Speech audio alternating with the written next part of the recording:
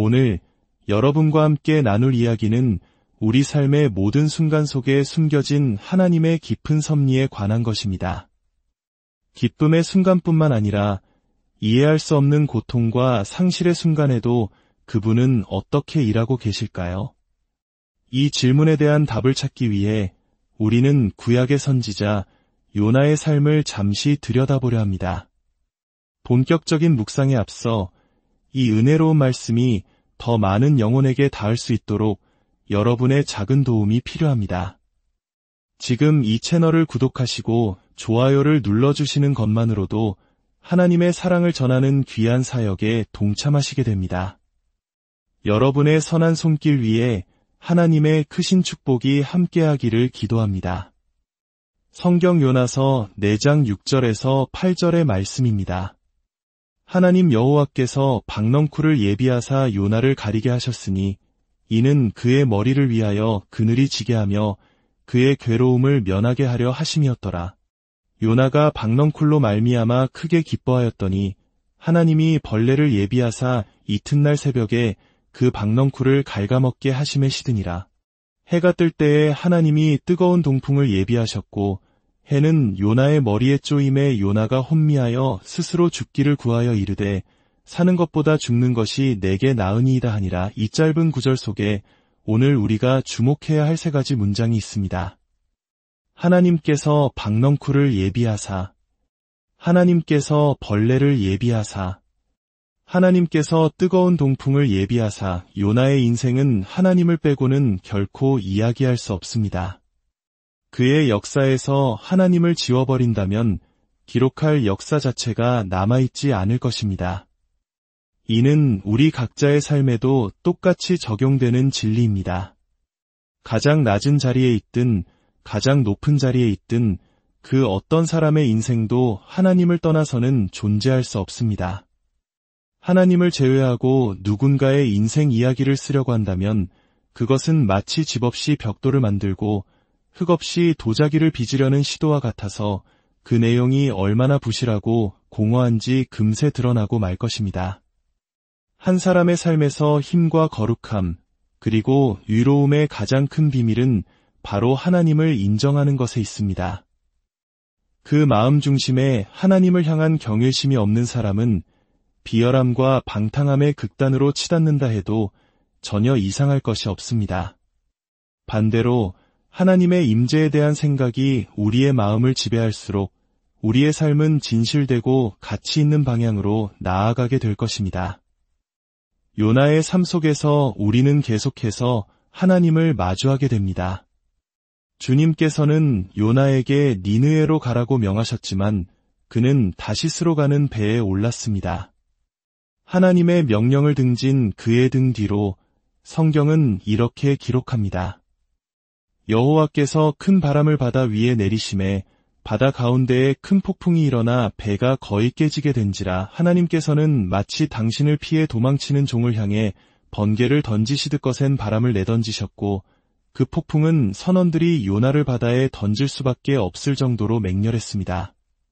그리고 우리는 한 장 17절에서 다음 구절을 읽게 됩니다. 여호와께서 이미 큰 물고기를 예비하사 요나를 삼키게 하셨으므로 요나가 밤낮 사흘을 물고기 뱃속에 있으니라. 하나님께서는 폭풍을 예비하시는 것으로 시작하셨지만 이어서는 물고기를 예비하셨습니다. 그것이 어떤 종류의 물고기였는지는 중요하지 않습니다.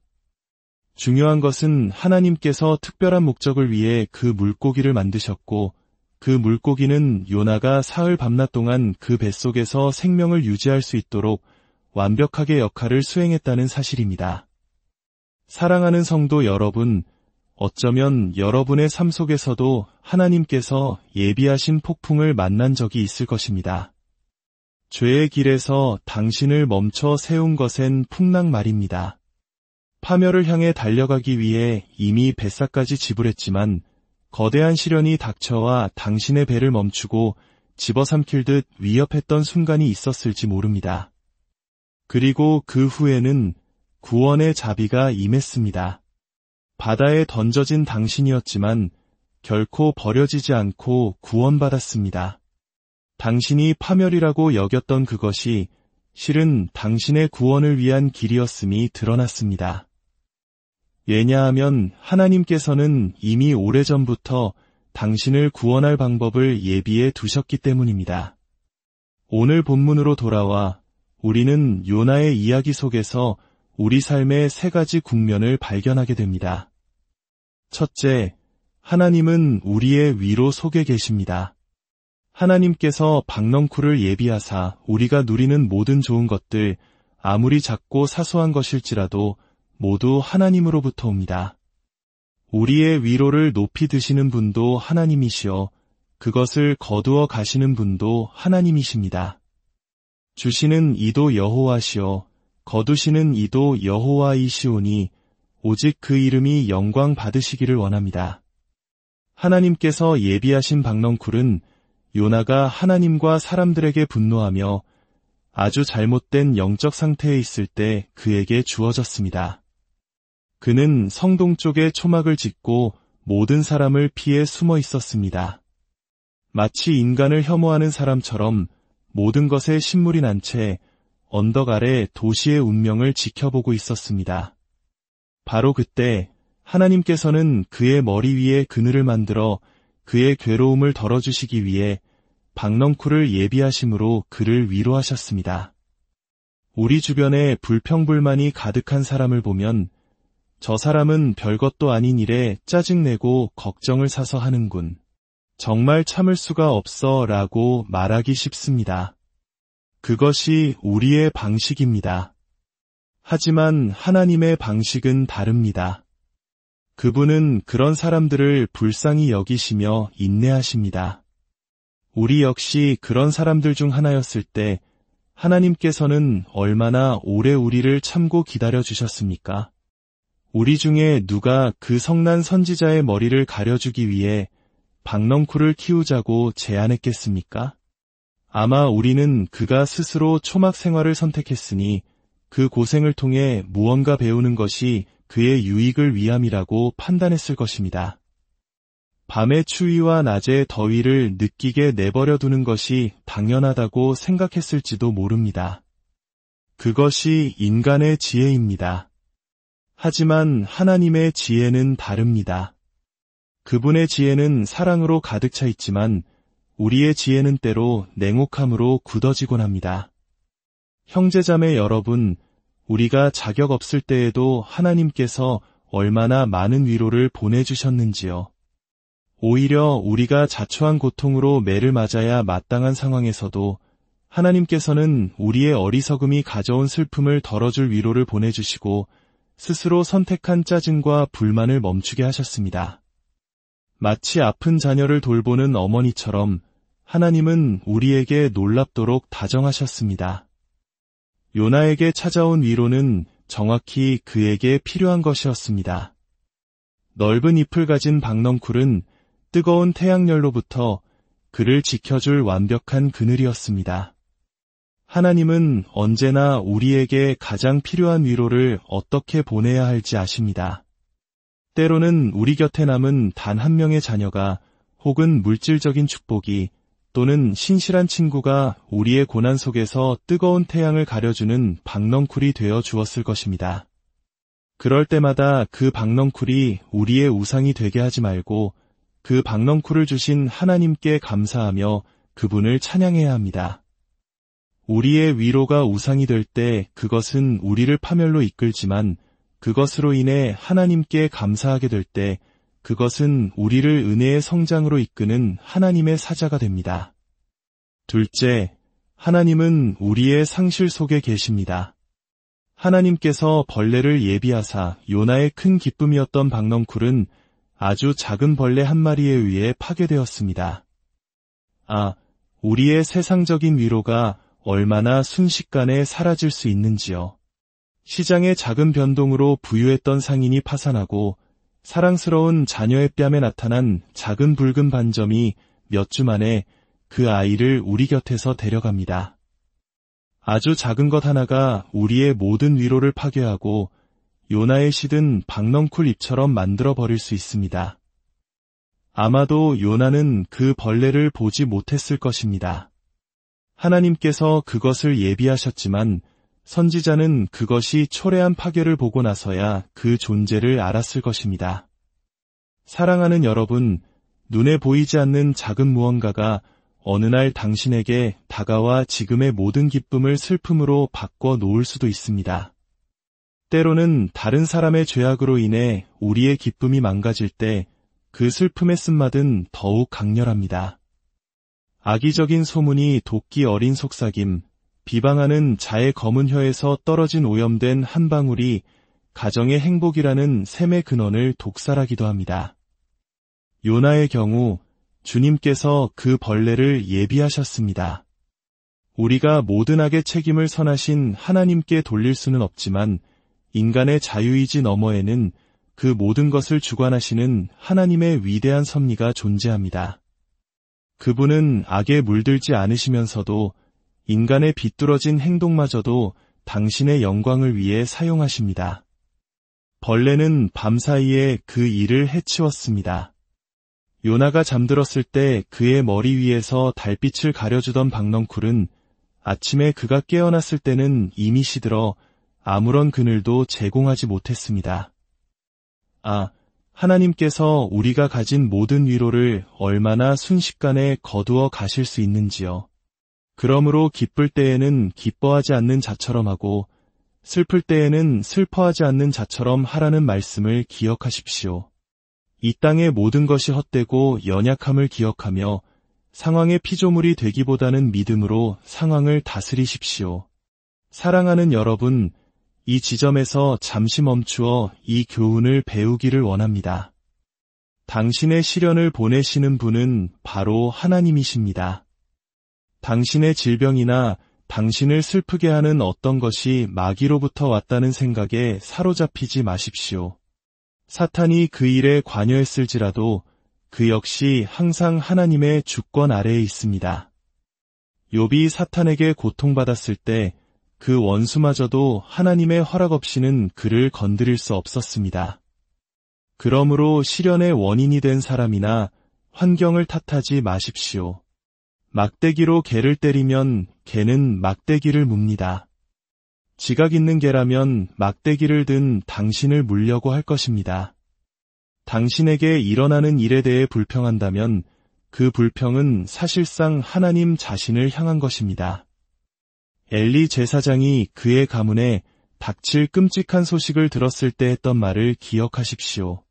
이는 여호와시니 선하신 대로 하실 것이니이다. 셋째, 하나님은 우리의 가장 혹독한 시련 속에 계십니다. 하나님께서 뜨거운 동풍을 예비하사 박넝쿨이 시든 뒤 요나는 사납게 불어오는 동풍을 피할 수 없었습니다. 설상가상으로 뜨거운 태양은 그의 머리 위로 내리쬐었습니다. 사랑하는 여러분, 하나님께서는 이처럼 시련에 시련을 더하여 보내실 수 있습니다. 박넝쿨이 사라지자 이제는 동풍이 불어옵니다. 불행은 홀로 오지 않는다는 말처럼 시련은 종종 때를 지어 날아옵니다. 우리는 종종 이렇게 탄식합니다. 왜 하필 내가 가장 감당하기 힘든 바로 지금 이 시련이 닥치는 걸까? 이 바람은 마치 활짝 열린 오븐문에서 뿜어져 나오는 자결하는 열기와 같았을 것입니다. 이글거리는 열풍이 불쌍한 요나를 덮쳤던 것처럼 맹렬하고 불같은 시련은 언제든지 하나님의 가장 사랑하는 종들에게도 닥칠 수 있습니다. 요나는 니느의 성동 쪽에 초막을 지었습니다. 그곳은 바로 동풍의 위력을 가장 정면으로 맞을 수 있는 장소였습니다. 그는 시든 박넝쿨의 영역을 벗어나지 못했고 사나운 동풍의 손길이 닿지 않는 곳으로 가지 못했습니다. 여러분도 마찬가지입니다. 이 세상 어디를 가든 거친 파도가 때때로 해안을 때리지 않는 섬은 없습니다. 이 세상 그 어디에도 동풍이 언젠가는 흔들지 않을 고요한 대기는 없습니다. 중요한 것은 시련 그 자체가 우리를 거룩하게 만들지는 않는다는 사실입니다. 거룩하게 하시는 시련만이 시련받는 자를 거룩하게 합니다. 시련 그 자체는 사람을 더 악하게 만들 수도 있습니다.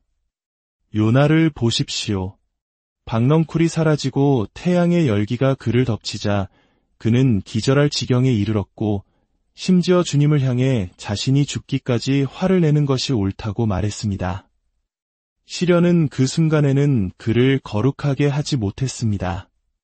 우리가 수만 가지 시련을 겪는다 해도 하나님의 성령께서 그 채찍의 모든 나뭇가지를 거룩하게 하시고 동풍의 분노와 태양의 열기를 우리에게 축복이 되게 해달라고 부르짖지 않는 한 우리는 조금도 나아지지 않을 것입니다.